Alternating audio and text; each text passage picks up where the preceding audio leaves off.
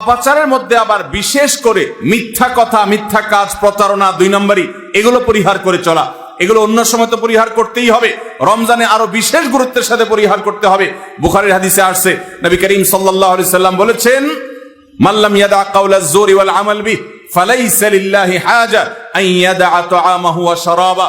যে ব্যক্তি মিথ্যা কথা, মিথ্যা কাজ এগুলো ছাড়লো না, সেই ব্যক্তির উপবাস থাকায় আল্লাহর কোনো ঠেকা পড়ে নাই।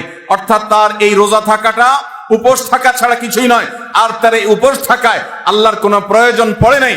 অর্থাৎ তার এই রোজার কোনো মানে নাই, অর্থহীন হয়ে যাবে যদি সে রোজা রেখে মিথ্যা কথা বলে, মিথ্যা কাজ করে। এই জন্য রমজান মাসের গুরুত্বপূর্ণ আমল হলো যে আমরা মিথ্যা কথা, মিথ্যা কাজ রমজান মাসে পরিহার করবো, রোজা অবস্থা বিশেষ করে। স্পেশালি ঝগড়াঝাটি থেকে বিরত থাকা। নবী করিম সাল্লাল্লাহু আলাইহি সাল্লাম বলেছেন, কোন রোজাদারের সাথে কেউ যদি কুতর্ক করতে আসে, ঝগড়া ফাসাদ করতে আসে, তাহলে সে বলবে, ইন্নী সায়েম, আমি তোমার ঝগড়া, আমি তোমার গালিগালাজ, আমি তোমার বিতর্ক বৎসার জবাব দিতে পারছি না, কারণ আমি রোজাদার অবস্থায় আমি আমার মুখ নষ্ট করব না, সময় নষ্ট করব না।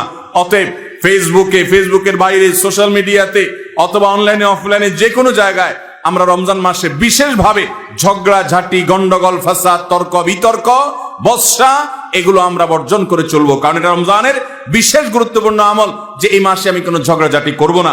সাধারণ যত আমল আছে, সাধারণ যত ভালো কাজ আছে, সেই ভালো কাজগুলো এই মাসে সবচেয়ে বেশি গুরুত্বের সাথে করা। কারণ আপনারা জানেন, নবী করিম সাল্লাল্লাহু আলাইহি সাল্লাম বলেছেন, রমজানের শুরুর দিকে আল্লাহর পক্ষ থেকে এক ফেরেশতা ঘোষণা দিতে থাকে, ইয়া বাগিয়াল খায়র আকবিল। তোমাদের মধ্যে কেউ কি কোনো কল্যাণের পথে চলতে চায়, এমন কোন মানুষ আছে যে কল্যাণকামী, যে ভালো কাজ করতে চায়, তাহলে সে যেন অগ্রসর হয়, কারণ ভালো কাজ করার মৌসুম এসেছে, সময় এসেছে, সুবর্ণ সুযোগ এসেছে। এটা আমল করার সময়, এটা নিজের আমল নামার শূন্য স্থানগুলো পূরণ করার সময়, এটা জান্নাতের পথে এগিয়ে যাওয়ার সময়। অতএব যত নেক আমল আছে, সেটা যেই ধরনেরই হোক না কেন, সকল ভালো কাজ সবচেয়ে বেশি করতে হবে এই রমজান মাসে। 5 ওয়াক্ত নামাজকে গুরুত্বের সাথে পড়তে হবে, অন্যান্য সমস্ত আমলগুলো করতে হবে। সাধারণ আমলগুলো বিশেষ গুরুত্বের সাথে করা। আল্লাহ যাদেরকে সামর্থ্য দিয়েছেন তারা ওমরা করবেন। রমজানে ওমরার ফজিলত হলো, নবী করিম সাল্লাল্লাহু আলাইহি সাল্লাম বলেছেন, ওমরাতুন ফি রমাদান তা'দিলু হাজ্জা। রমজানের একটা ওমরা একটা হজের সমতুল্য। অন্য হাদিসে আসছে, নবীজি বলেছেন, ওমরাতুন ফি রমাদান তা'দিলু হাজ্জাতাম মাই।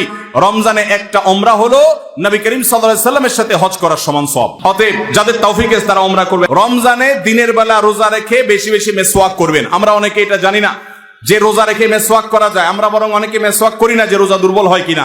অথচ আম্মাজান আয়েশা রাদিয়াল্লাহু তাআলা আনহা বলেছেন যে আমি নবী করিম সাল্লাল্লাহু আলাইহি সাল্লামকে রমজান মাসে রোজা রেখে এত বেশি পরিমাণে মেসওয়াক করতে দেখেছি যে গুণে শেষ করা যাবে না। এই জন্য রমজান মাসে আপনার পকেটে মেসওয়াক থাকতে হবে এবং বেশি বেশি করে আপনি মেসওয়াক করবেন। দুপুরে, প্রত্যেক নামাজের আগে পরে যখন সুযোগ পান আপনি মেসওয়াক করবেন। এবং মেসওয়াক করার মাধ্যমে আরেকটি আমল হবে যেটি নবী সাল্লাল্লাহু আলাইহি সাল্লাম করতেন রোজা রেখে।